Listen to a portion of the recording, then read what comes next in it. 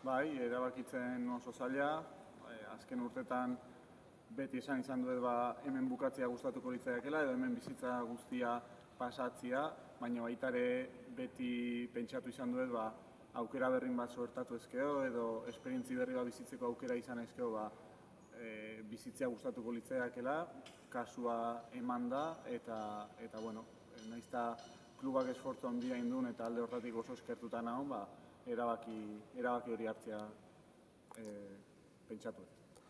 Asko aldatu da. 17 urte bete berrikin iritsi nintzen, oain 28, 29 diteko, eta batez ere beste heldutasun puntu bat, beste lasaitasun bat. Nik uste pertsona bezala asko hazi eta ezin naizela, eta bueno, evoluzio handi bat egon dela nigan. Bueno, kapitaina izatea olako klub historiko baten niretzako privilegio hutsa da, eta bueno, oso eskertuta nago hori eramatiaz. Askotan esan dut, kapitain izatea niretzako jokalari bat gehiago izatea da,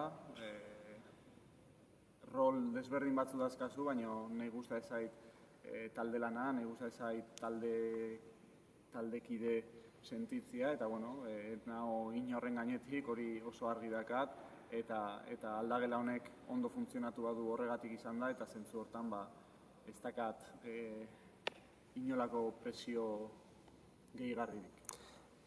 Bueno, Europa aldetikan lehenengo itzuli honetan, lehenengo 6 partidu hauetan gauzak nik uste orokorren oso ondo inditugula, puntu politiak pilatu ditugula, eta oain gehatze dian 4 partidutan azken toke hori ematia falta dela, sailkapena eskuratzia.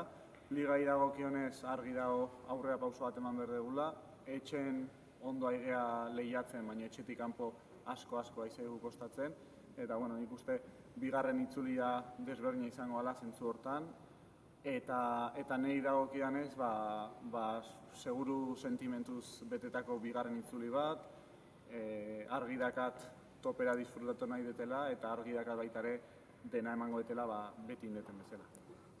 Batez ere eskerrak eman, iritsi nintzanetik gaur arte 12 garren denboraldia dau, eman diaten maitasun guztiagatik, etxean bezala sentitu naiz, niretzako Irun eta kluba nire etxea dira, eta ezer gutxi. Eskerrik asko eta espero gure bideak berriz elkartuko diala.